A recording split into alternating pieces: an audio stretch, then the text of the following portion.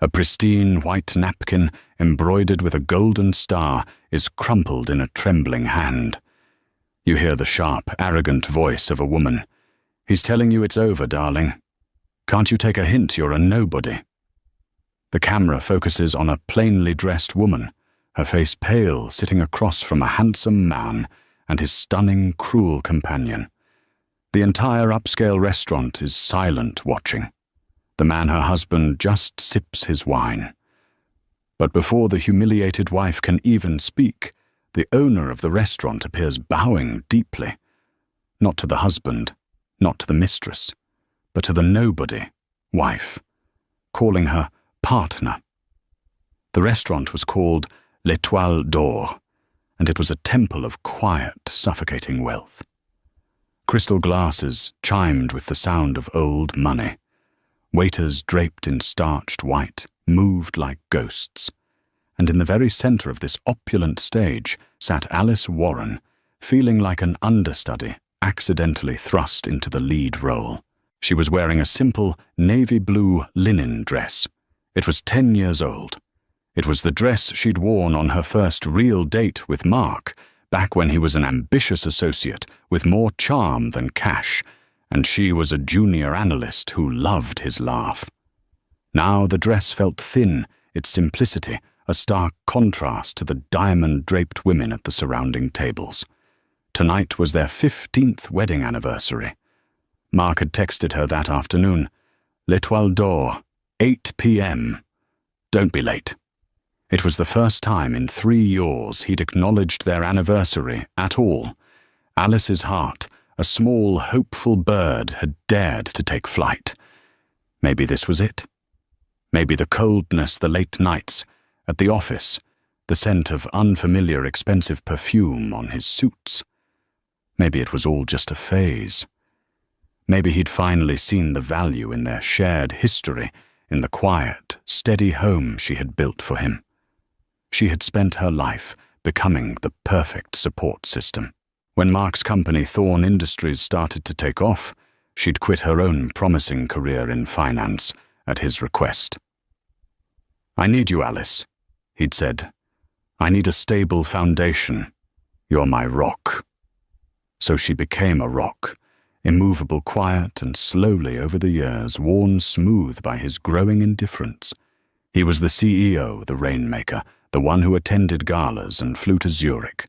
She was the one who managed the house, paid the surprisingly complex household bills, and volunteered at the city library.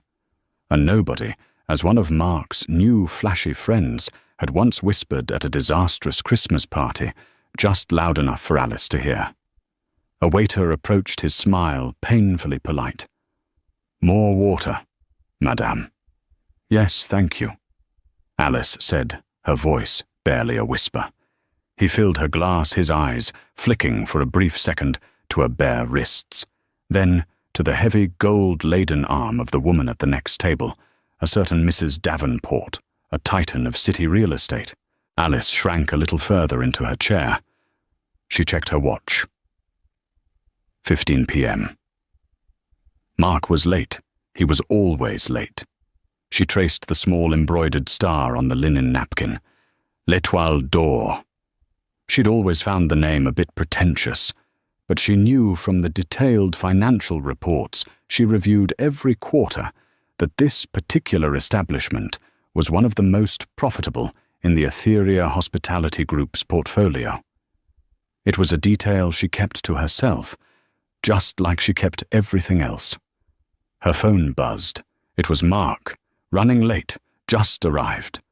A small, genuine smile touched Alice's lips. He was here.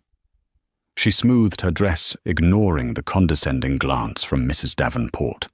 She would not let anyone ruin this night. This was their night. The grand oak doors of the restaurant opened, and Mark Warren walked in his tailored suit, impeccable, his handsome face set in the confident, dismissive mask he wore for the world. But he was not alone. On his arm, clinging to him, with a familiarity that struck Alice cold, was a woman. She was breathtaking, tall with rivers of honey-blonde hair, wearing a red dress that seemed poured onto her body. Her laughter was loud and sharp, echoing in the refined quiet. Alice knew her. She'd seen her in the society pages. Serafina Hayes, an influencer who was famous for, as far as Alice could tell, being seen with powerful men. They didn't walk toward the greeting stand. They walked directly, inexorably, toward Alice's table. The hopeful bird in Alice's chest didn't just die, it was vaporized. The blood drained from her face, leaving a cold, prickling numbness. This wasn't a mistake.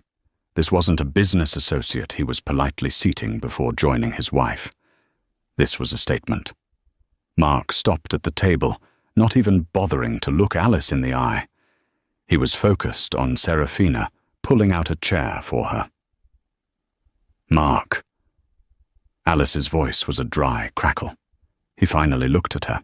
His eyes, the ones she had fallen in love with, were as flat and cold as slate. "Alice, you're here. It's our anniversary, Mark." She said the words, tasting like ash. Serafina let out a tinkling, cruel laugh. "Oh, is that today? How sweet. Mark, you old sentimentalist." She draped herself into the chair, her crimson-taloned hand landing possessively on Mark's arm. Mark cleared his throat, adjusting his cufflinks. He was a man performing a necessary but boring piece of business. "Alice, I'm glad you're here, actually. It saves me a phone call. Serafina and we're together." The restaurant, which had been humming with quiet conversation, began to fall silent. The tables nearby were pretending not to listen, which meant they were hanging on every word. Mrs. Davenport had frozen her champagne flute halfway to her lips. "Together." Alice repeated the word nonsensical. "Don't make this difficult." Mark snapped his voice low. "It's been over for years, you know that. We're just roommates. I'm filing for divorce." "You're filing?" Alice's mind was spinning. The prenup, the clauses. She had spent years meticulously structuring her life, her hidden life, around that document. A document that was ironclad, provided she wasn't the one to file. He had just made a terrible, terrible mistake. But the shock was too great for that realization to offer any comfort. "Of course he's filing." Serafina cut in her voice like broken glass. She leaned across the table, her expensive perfume washing over Alice in a sickening wave. She looked Alice up and down from her 10-year-old dress to her sensible low-heeled shoes. The disdain in her eyes was absolute. "Look at you," Serafina said, her voice carrying across the silent room. "Just sitting here waiting for him. Did you really think he was going to celebrate with this?" She gestured to Alice. Alice was frozen, her hands gripping the napkin. She could feel dozens of eyes on her. "He's telling you it's over, darling," Serafina continued, emboldened by Alice's silence. "Can't you take a hint? He wants a woman, not a housekeeper. You're a nobody." Nobody. The word hung in the air, vibrating with cruelty. Mark did nothing. He didn't defend her. He didn't even flinch. He just signaled for a waiter. "We'll need another bottle of the Veuve Clicquot." Alice felt the tears coming hot and stinging. She had been humiliated, discarded, and dismissed in the most public way possible. She was a rock, all right, one he had just kicked out of his path without a second glance. She fumbled for her purse, her only thought to get out, to run, to hide. "You're not a nobody, Mrs. Warren." The voice was new. It was deep calm and carried an authority that instantly silenced even Serafina's smug breathing. Alice looked up, her vision blurred. Standing beside their table was a man in a flawless black suit. He was not a waiter. He was older, with silvering hair at his temples and the sharp, intelligent eyes of a hawk. His name was Mr. Giraud. Alice knew him, but not from here. Mark, annoyed by the interruption, looked up. "Excuse me, we're in the middle of something. Go get the manager." Mr. Giraud's lips twitched in a smile that held no humor. "There is no need. I am he." Serafina scoffed. "Well, manager, we're having a private conversation. Run along and get our champagne." Mr. Giraud did not move. He did not even look at Serafina. His entire focus was on Alice, and his expression was one of profound respect, and something else, a cold, precise anger. "Mrs. Warren," he said, bowing his head slightly, "I am so sorry for this disturbance. I was not aware you were dining in the main hall tonight. Your private room is of course ready." Mark stared his fork halfway to his plate. "Private room? What are you talking about?" "She's with me." Serafina let out another braying laugh. "Oh, this is priceless. Is this some restaurant policy? Pity the dumped wife." "Don't bother Giraud. She was just leaving." Mr. Giraud finally turned his gaze to Serafina Hayes. The temperature around the table dropped 10 degrees. His eyes were not angry. They were analytical, like a biologist studying a particularly uninteresting insect. "Miss Hayes," he said, his voice quiet, but slicing through the room, "you are a guest in this establishment. This woman," he gestured to Alice, "is not." Mark, his arrogance pricked, threw his napkin down. "Now look here. I don't know what's going on, but I'm Mark Thorne of Thorne Industries. This is my companion, Miss Hayes. We are high-value clients. This," he waved a dismissive hand at Alice, "is my soon-to-be ex-wife. She is a housewife, a nobody. She has no account here." "Oh, Mr. Thorne." Mr. Giraud said, a note of genuine pity in his voice. "That is where you are tragically mistaken." He turned back to Alice, who was slowly, very slowly emerging from her fog of shock. The numbness was being replaced by a familiar, cold clarity. The one she used in boardrooms. The one Mark had never ever seen. "Madame," Mr. Giraud said, his voice reverting to one of pure professional deference, "you are paying for this man's champagne. Shall I have it removed?" The entire restaurant was now in stunned silence. Mrs. Davenport, the real estate titan, was watching Mr. Giraud with a look of sudden, dawning recognition. She knew exactly who he was, and it was clear he was not just a manager. What did you call her?" Mark stammered, his bravado finally cracking. "I called her Madame," Giraud replied, "as is her title." "Her title," Serafina sneered, though a tiny worm of doubt was now in her voice. "What is she, the queen of nobodies?" Alice finally found her voice. It was not the trembling whisper from before. It was low, clear, and steady. "No, Miss Hayes," Alice said, looking directly into the other woman's eyes. "I'm not." She placed her crumpled napkin on the table and rose to her feet. As she did, Mr. Giraud instantly reflexively pulled her chair out for her. It was a gesture of deep ingrained respect. "Giraud," Mark demanded, his face turning a blotchy red.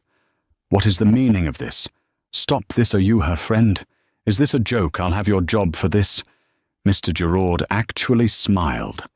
It was a terrifying sight. "My job, Mr. Thorne, that would be complicated. You see, while I am the acting manager of L'Étoile d'Or, it is only a very small part of my duties as the chief operating officer of Etheria Hospitality Group." Serafina's heavily penciled-in eyebrows shot up. Etheria. Even she knew that name. They owned 5-star hotels across the globe. "But my most important role," Mr. Giraud continued, placing a hand on the back of Alice's chair, "is acting as the right hand and public-facing executive for our firm's founder, principal investor, and majority owner." He turned his body angled fully toward Alice. "The real partner, Madame Alice Warren." The silence that followed was so profound that the distant clatter of a dish from the kitchen sounded like a gunshot. Serafina Hayes's face, which had been a mask of smug superiority, was now a frozen comical O of disbelief. Her painted red lips were parted, her eyes wide. Mark Thorne simply blinked. He looked at Mr. Giraud, then at Alice, then back to Mr. Giraud. A short, sharp laugh burst from his lips.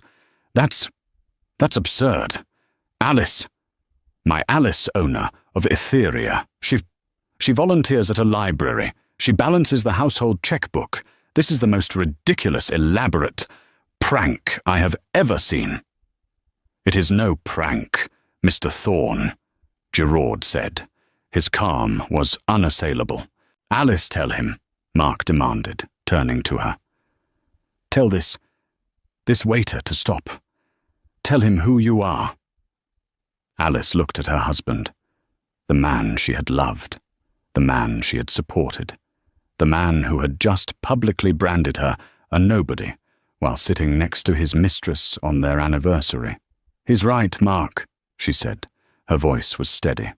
I am the majority owner of Etheria Hospitality. Mark's face went from red to a pasty, sickly white. What, no? No, that's impossible. Your inheritance, that was just some small cap stock fund from your grandfather. It was nothing. A hobby. It was a $2 million seed fund, Alice corrected him, her voice as crisp as a new banknote, which I never touched. I let you believe it was a hobby while I took my own finance degree, my own analyst experience, and my grandfather's protégé, Mr. Giraud, here, and we founded Warren Giraud Holdings. Warren Giraud Holdings. Mark whispered the name unfamiliar. We are a private equity firm. Mr. Thorne Giraud supplied his tone, positively gleeful. We specialize in high-end hospitality and distressed commercial real estate. Etheria Group is simply our largest and most public-facing subsidiary. L'Etoile d'Or is just, I suppose you'd call it a pet project. A very, very profitable one. Mrs. Davenport, the real estate mogul at the next table, suddenly spoke, her voice ringing with newfound respect. Warren Giraud, your AW. Warren, the one who bought the St. Regis portfolio out from under my team last month. Good God. Alice inclined her head politely. Mrs. Davenport, a pleasure to finally put a face to the name. Your bid was very spirited. Mrs. Davenport looked from the unassuming woman in the linen dress to the apoplectic man and his gaudy mistress. She raised her glass. To A.W. Warren. Mark was reeling, his world tilting on its axis. But my company, Thorne Industries. I'm successful. I built that. I did that. Yes, you did, Alice said. You built a moderately successful logistics company. But you've been over-leveraged for 2 years, Mark. You've been making reckless expansion choices, trying to fund a lifestyle you couldn't afford. How would you know that? He stammered. Mr. Thorne. Giraud interjected. Who do you think holds the lease on your new corporate headquarters on Park Avenue, the one you signed last year, to project success? Mark's blood ran cold. And your company's primary line of credit, Alice continued, her voice devoid of all emotion. The one that keeps you liquid, the one that covers your payroll every month. Which bank holds that paper? Mark, Metropolitan Merchant Bank, he whispered. A small boutique bank, Giraud said. Acquired by Warren Giraud Holdings 18 months ago. We have been, Mr. Thorne, quite literally the only thing keeping your company from imploding for the last year and a half. My partner, he nodded at Alice, is a very patient woman. Serafina's face had gone from disbelief to calculations. She was looking at Alice with a new, hungry light. She slid her hand off Mark's arm. So, Alice said, stepping away from the table, while you were busy with... Miss Hayes, I was busy running an empire. An empire you live in, an empire you work in, and an empire that until tonight was subsidizing your entire life. The revelation hung in the air, thick and heavy. Mark Thorne was not just a cheating husband. He was a fool, a kept man who didn't even know who was keeping him. But why? Mark's voice was barely a croak. Why all this deception? For years, the library, the old car. You drive a 12-year-old sedan. It's a very reliable sedan, Alice said coolly. And it doesn't attract attention, which is the point.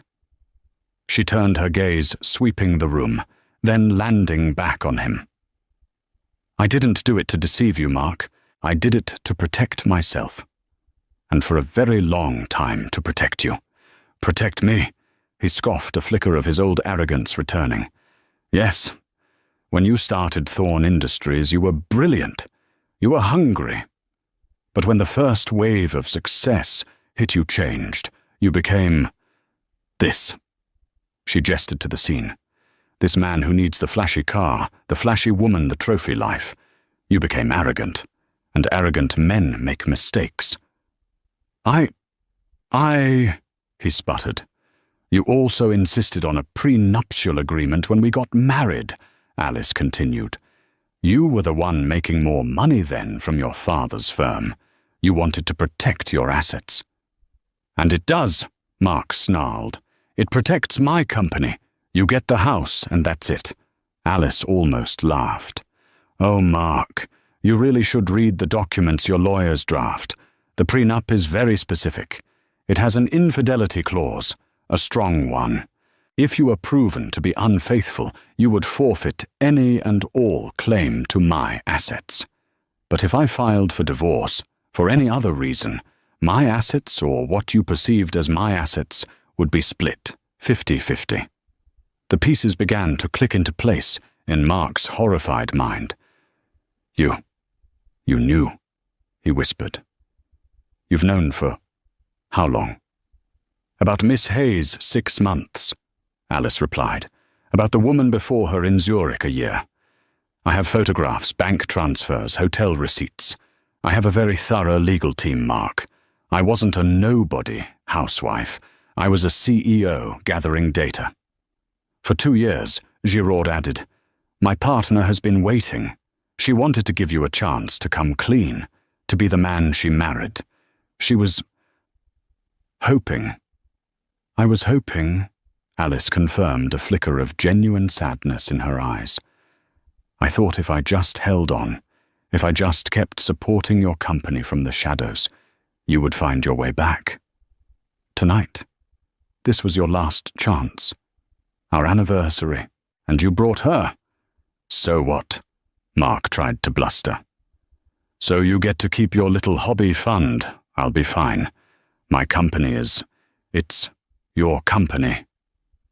Mark, Alice said, her voice dropping to ice, is a house of cards, and Warren Giraud Holdings is the table it's sitting on.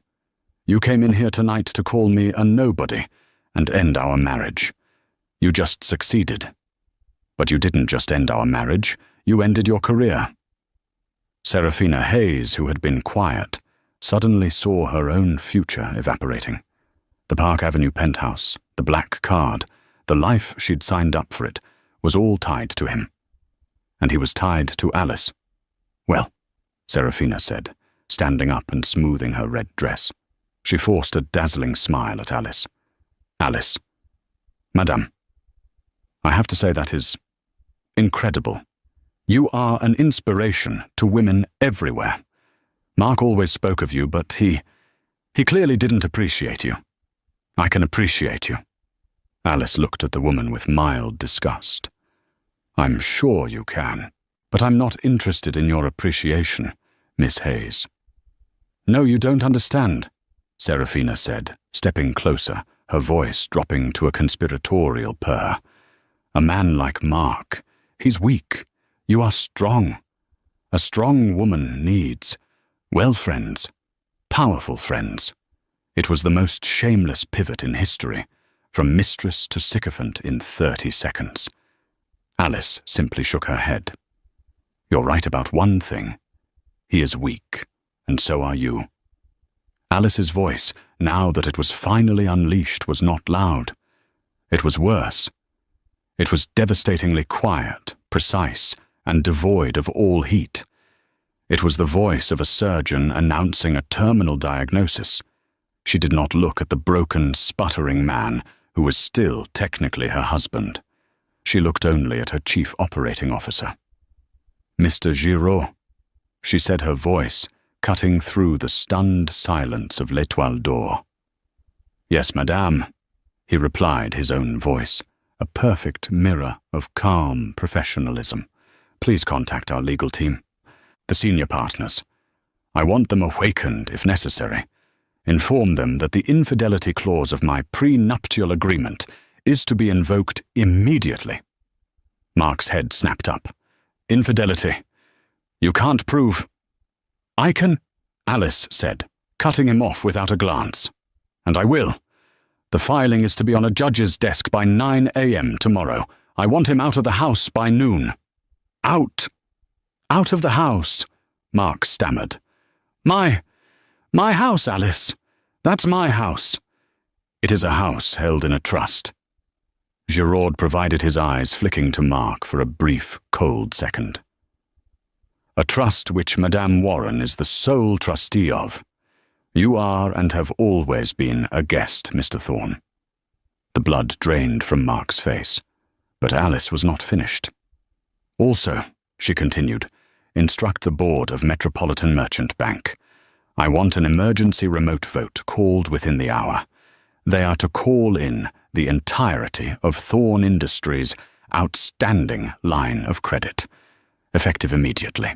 If Mark had been pale, he was now the color of wet cement. This was not a flesh wound. This was a kill shot. No, he whispered, shaking his head as if to ward off a nightmare. No, Alice. No, you can't. That's my life's work. My company. You do that and I'm ruined. It'll be bankrupt by Monday, Alice. All of it. The employees, the legacy. Please, you can't do this.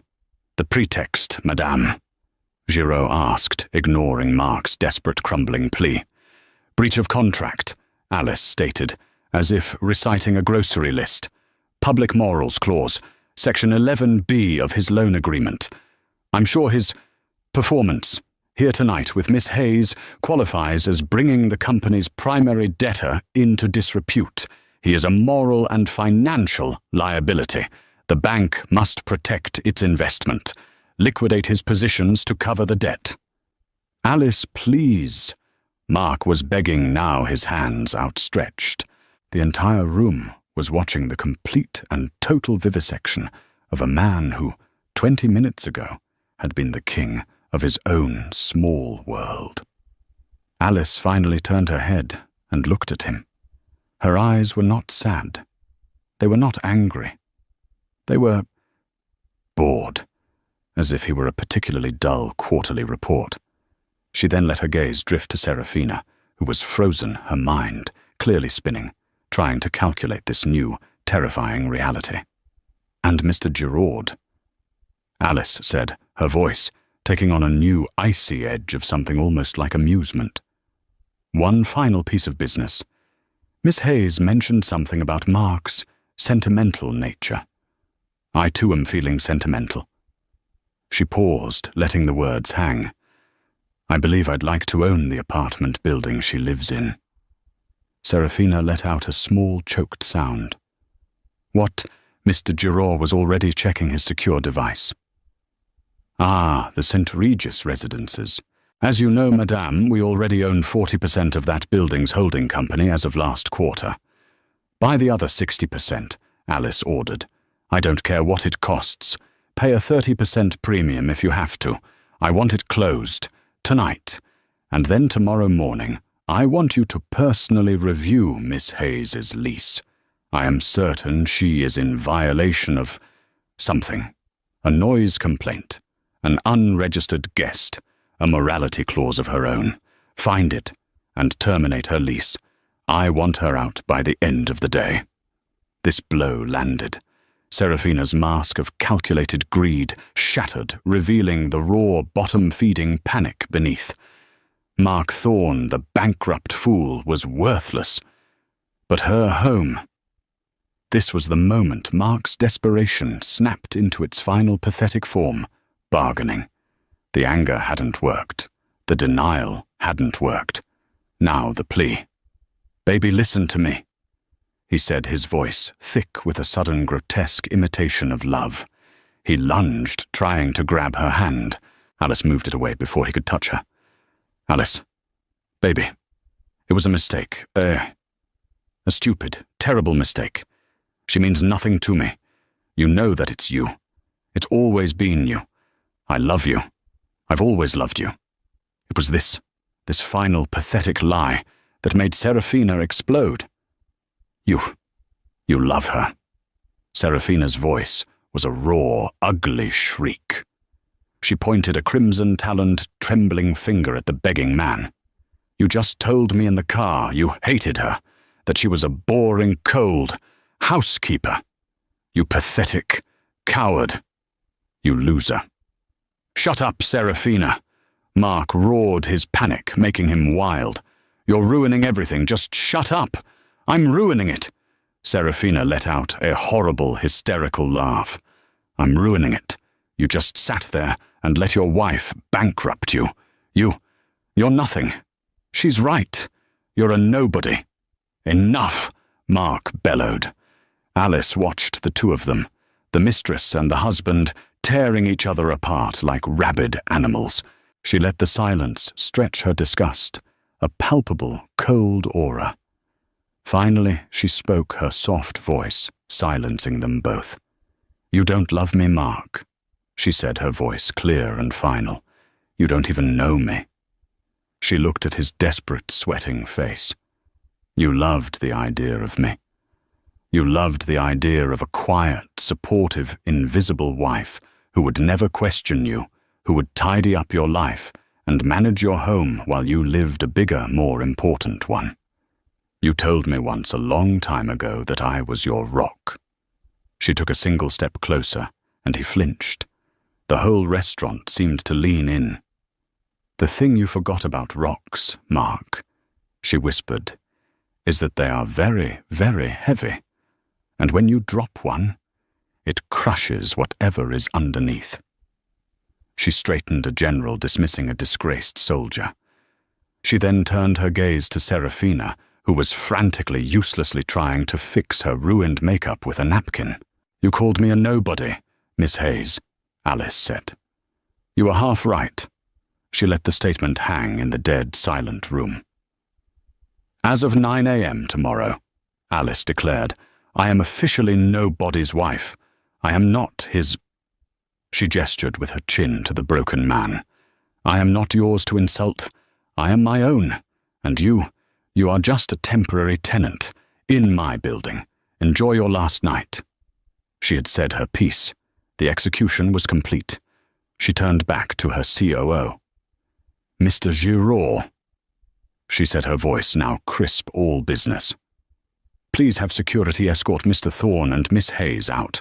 They are finished, and they are disturbing the other diners." "My pleasure, madame," Giraud said. He didn't raise his voice. He didn't have to. He simply snapped his fingers. From a table near the bar, two large men rose. They were not in restaurant uniforms. They were in dark, impeccably tailored suits with earpieces. They looked like Secret Service. They were Alice's personal detail, and they had been dining quietly, waiting for this exact signal. One man moved to Mark, the other to Serafina. "No, get your hands off me," Mark yelled, his bravado, returning for one last pathetic gasp. "You can't... Alice, you can't do this. This is our anniversary." The plea was so absurd, so utterly disconnected from reality, that a woman at a nearby table let out an audible gasp of disbelief. Serafina was just as loud. "Don't you touch me. Do you know who I am? I'll sue you. I'll sue this restaurant. I'll sue her." The security man didn't flinch. He simply took her by the upper arm in a grip that was clearly like a band of steel. She yelped. They were half lifted, half dragged through the silent gauntlet of diners. They were no longer a power couple. They were a spectacle. "It's 15 years.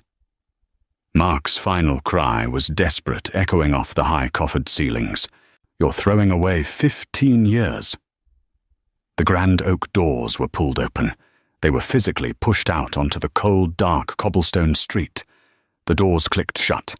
The silence that returned was absolute. It was profound. Alice stood alone in the center of the room. She looked small in her simple dress, but she radiated an immense, terrifying power. Then a single sound. Clap. It was Mrs. Davenport, the real estate mogul. She was on her feet. Her face, framed by severe silver hair, was not smiling. It was a mask of pure, unadulterated respect. Clap, clap, clap. Then the banking mogul at the next table. He stood. He began to applaud. And then, table by table, the entire room. The city's elite, the old money, the new power, they all rose to their feet. It was not a cheer. It was a wave of sustained, rhythmic, stunned applause. It was an acknowledgement, a welcome. They were witnessing, in real time, the fall of a pretender and the public coronation of a queen. The echo of Mark's final desperate cry, "Alice!" was sucked into the heavy velvet curtains of l'Etoile d'Or. The grand oak doors clicked shut with the finality of a vault. The silence that descended was absolute, a thick, heavy blanket of shock. For a full 3 seconds, the only sound was the distant, nervous tinkle of ice in a water glass. Alice stood alone, her small frame rigid. She had not moved. She was still in the center of the room, the focal point of 100 pairs of eyes. She felt them on her not as a humiliation, but as a judgment. And for the first time, she was not the one being judged. Then a single sound broke the quiet. Clap. It was a slow, deliberate, solitary sound. It came from the table beside hers. Mrs. Davenport, the real estate titan, a woman known for her iron will and for crushing competitors before breakfast had risen to her feet. Her face, framed by severe silver hair, was not smiling. It was a look of profound, analytical respect. She was not applauding a victim. She was acknowledging a predator. Clap. Her hands met again. And again. As if a spell had been broken, the man at the table next to her, a banking mogul Alice knew by reputation, also stood. He joined the applause. Then another table, and another. It was not the raucous, messy applause of a theatre. It was a rhythmic, stunned, and deeply respectful wave of acclamation that washed over the entire room. They were not clapping for the nobody wife who had been saved. They were clapping for the silent power that had just been unveiled.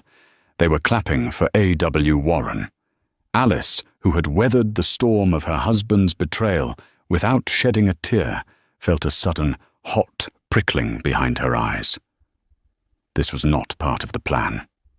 The plan was quiet, efficient, an extraction. This was a coronation. She straightened her spine, a move that felt as if she were shrugging off a 15-year-old 200-pound weight. She let the simple 10-year-old linen dress hang on her. It was no longer a symbol of her meekness. It was a testament to her discipline. She met Mrs. Davenport's eyes across the small space and gave a small, controlled, regal nod. Mrs. Davenport stopped clapping and raised her glass. "Mrs. Warren," she said, her voice clear. "Mrs. Davenport." Alice replied, her own voice steady. Mr. Giraud, who had been watching the scene with a look of immense, quiet pride, stepped forward. "Madame, your car is at the private entrance." "Thank you, Giraud," Alice said. "But first, please, send a bottle of the 05 Dom Perignon to every table in this room, with my apologies for the theatricality. It was unavoidable. Of course, madame, Giraud said. He turned to the nearest captain, who had been frozen in place, and gave the order with a simple flick of his wrist. The restaurant staff, galvanized, sprang back to life. And, Alice added, turning to Mrs. Davenport's table, please send a bottle of the 59 Lafitte to Mrs. Davenport, with my compliments on her. Excellent timing. Mrs. Davenport's thin lips curved into a genuine smile. I look forward to it. And to future business, A.W. The use of the initials was a clear signal. The secret was out. The game had changed. Giraud placed a hand on Alice's elbow, not to support her, but to guide her. This way. He led her not to the main doors where her husband had been ejected, but through a discreet, unmarked panel in the wall, panelled in the same dark mahogany as the rest of the room. It opened into a plush, silent corridor, carpeted in deep burgundy. The chaos of the dining room vanished. As the door clicked shut behind them, Giraud's entire demeanour shifted. The respectful, deferential manager was gone. In his place was the sharp, efficient COO, her grandfather's protégé, her mentor, and her most trusted partner. "Alice," he said, his voice brisk. "Are you all right? I'm Operational Giraud," she replied, her voice cooling by the second, shedding the last of the wife and becoming the CEO. He did exactly as the psychological profile predicted. Arrogant, dismissive, and he used the key phrase. Nobody. We have at least 50 witnesses to his public declaration of infidelity.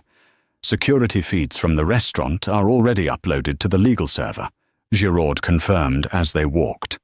Audio is crystal clear. The infidelity clause is ironclad. They reached a private elevator which opened at their approach. Inside, Giraud pressed the button for the subterranean garage. "Well," Giraud said, allowing himself a small, grim smile. "That was overdue." "It was necessary," Alice said, her gaze hardening. "He had to be the one to light the match. The prenup was specific. If I filed, it was a 50-50 split of perceived assets. If he filed or was proven in breach, I retained 100% of Warren Giraud assets, and he forfeited everything. He just handed me his entire future on a silver platter." The elevator doors opened into a pristine, white-tiled private garage. Only one car was present. It was not a flashy Ferrari or a stately Rolls-Royce. It was a Bentley Mulsanne, custom-built the color of a thundercloud. It was a vehicle that did not scream for attention. It simply possessed it. A driver in a dark suit stood at the open rear door. Alice slid in.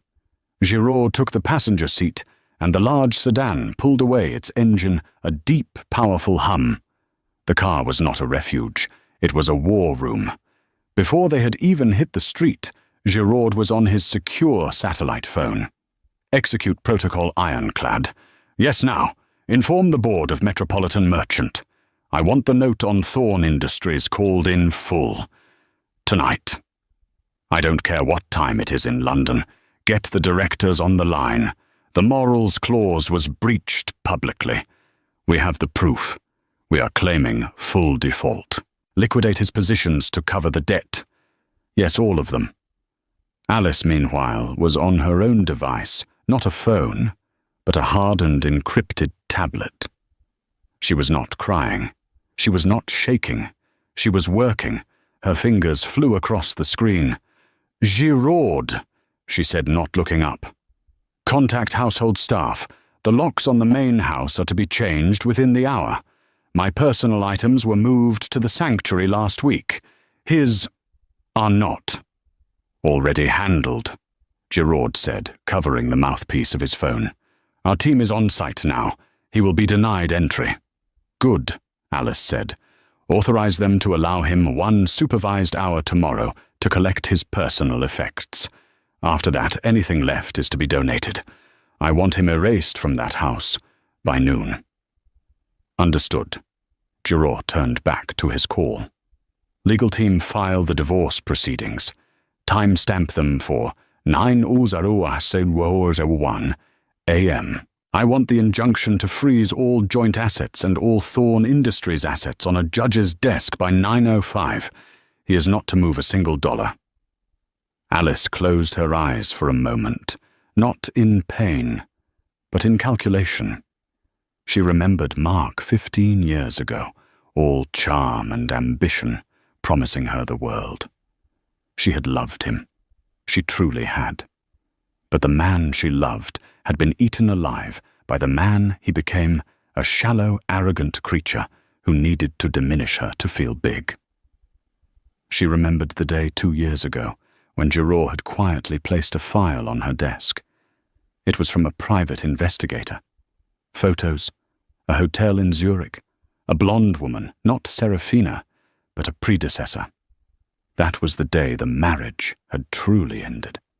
That was the day Alice Warren Housewife became a character she played, a shell she inhabited, while A.W. Warren, the invisible titan, began to build her fortress. She had given him 2 years to find his way back.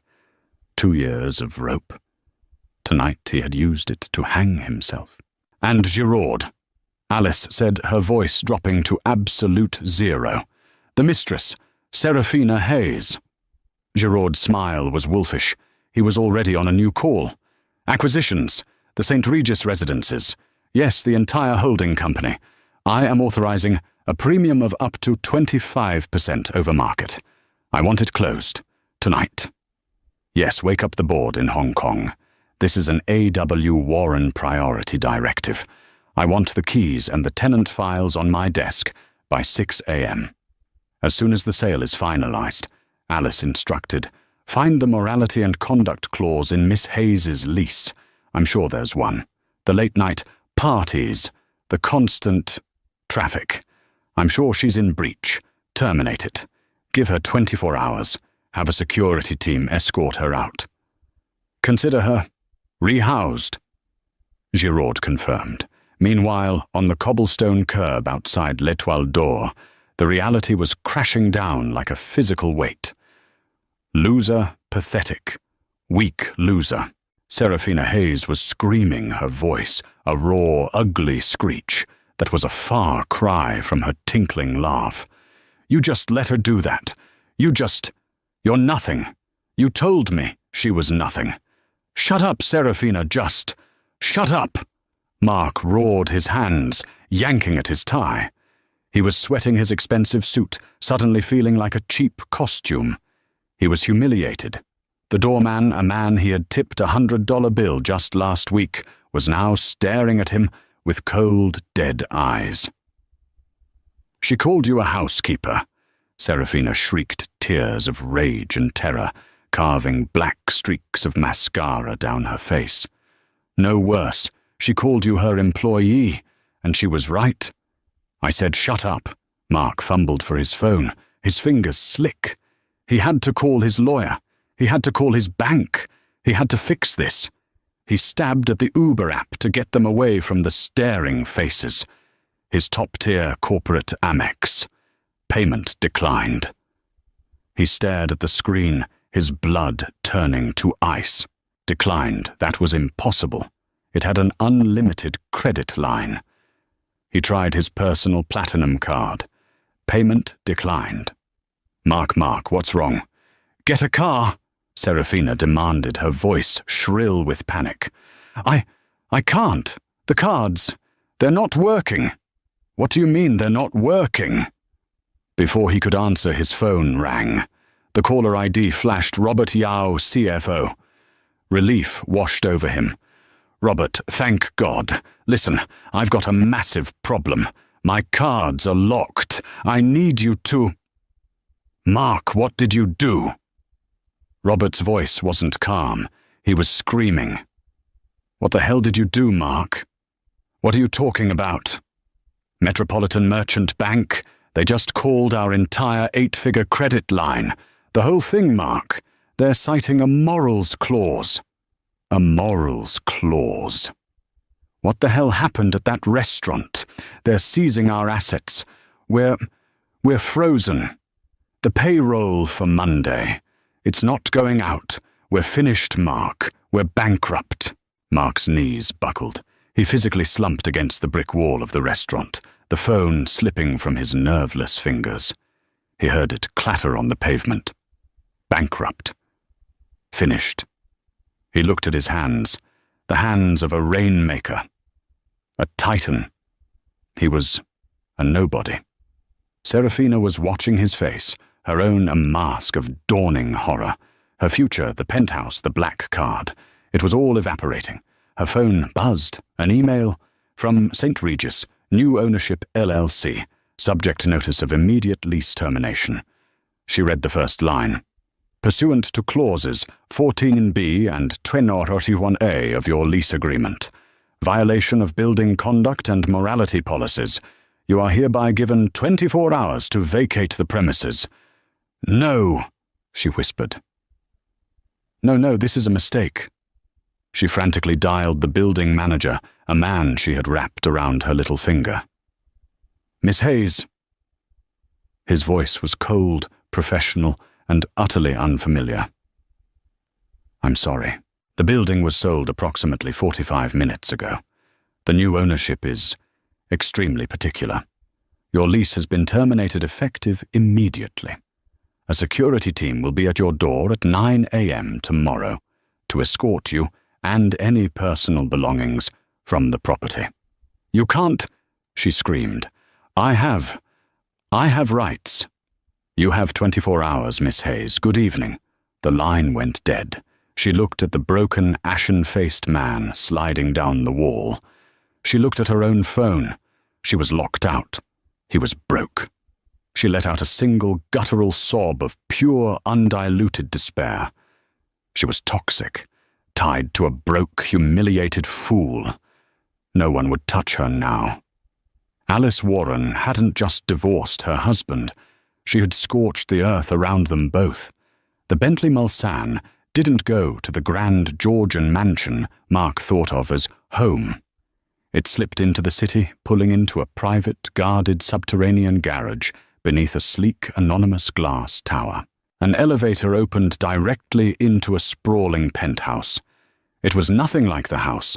The house was filled with heavy, dark wood hunting tapestries and Mark's ego. This place was light, airy, and powerful, minimalist with walls of glass offering a 360-degree view of the city. It was filled not with clutter, but with priceless modern art. This was Alice's real home, the sanctuary he never knew existed.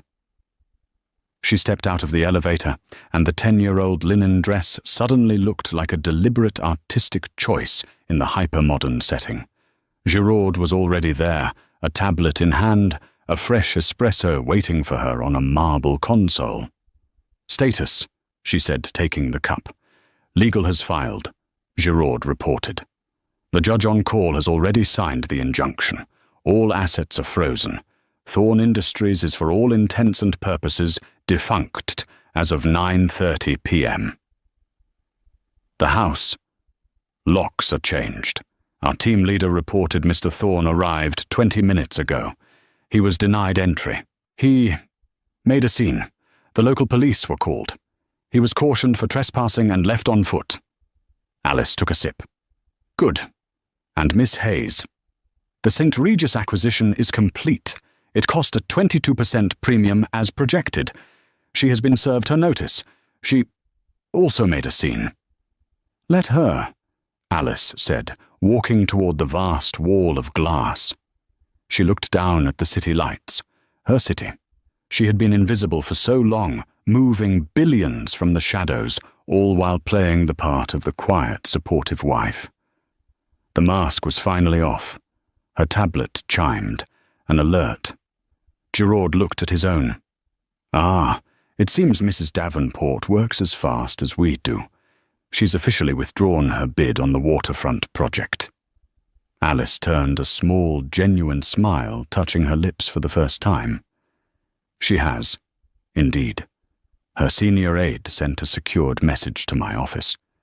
And I quote, Mrs. Davenport has no interest in a bidding war with A.W. Warren and would like to propose a joint venture instead. She's already forwarded the prospectus. Giraud paused, walking to a hidden wine refrigerator. He retrieved a single bottle.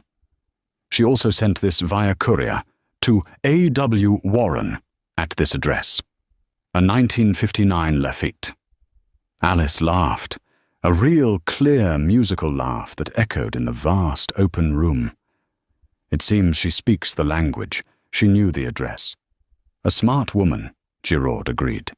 She recognizes real power. Set a meeting with her for Monday, Giraud. Send her a case of the 05 Dom in return. A gesture of shared theatricality. Yes, Alice. She unzipped the blue linen dress, letting it fall to the floor in a simple, discarded pile. She stood in a simple silk slip, looking out at the empire she had built in silence. She was not a nobody. She was not nobody's wife. Oh, and Giraud, she said, turning back. Yes. Call the community library, the volunteer program I work with.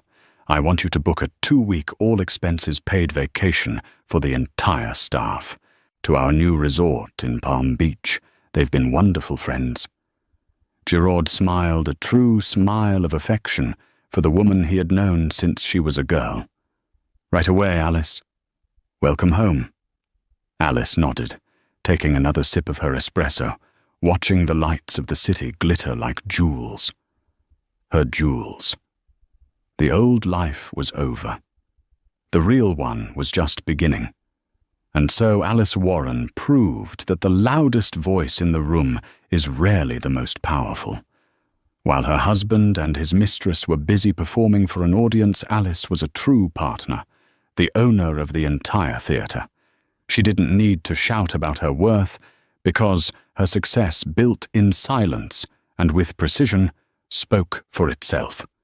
In the end, it wasn't just a restaurant that belonged to her. It was her own life, which she took back in one single devastating move. What did you think of Alice's incredible story? Have you ever seen someone so underestimated prove everyone wrong in such a spectacular way? Let us know your favorite part of this story in the comments below. Did you see the twist coming? If you loved this video, please show your support by hitting that like button, sharing it with someone who needs to hear this message, and most importantly, subscribe to our channel for more real-life drama and powerful stories every single week. We see you, and we appreciate you, and we appreciate you, and we appreciate you, and we appreciate you, and we appreciate you, and we appreciate you, and we appreciate. And there's people having lectures. Flower arranging. My mum used to pick flowers every day from the garden, cut flowers, put them in vase. Fuck me. Oh, sorry, Jack, can't afford your tennis racket. We've got to spend all the money on a ramp and a motorised wheelchair for this money-grabbing little fucking... Why do you need a motorised one? No arms. That's fair enough. That is fair enough. I can tell some of you feel a bit uncomfortable laughing at little Timmy, who's a little 6-year-old lad. He's got a funny little voice because his chest is all fucked. Got no arms, no legs, just like stumps, right? But let me tell you something about Timmy to make you feel better about yourselves. He's a fucking racist. Yes. Horrible little shit, he is. You little fucking bigot. You disgusting little fucking racist, you racist scum, you filthy little fucking, you fascist, you fucking, you disgust me.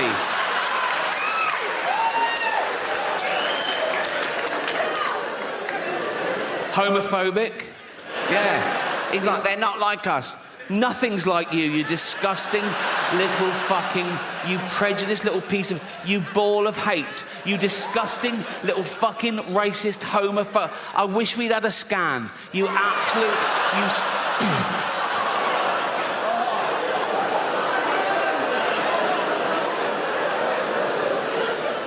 Misogynist. If he could, he'd rape. There's your little Timmy.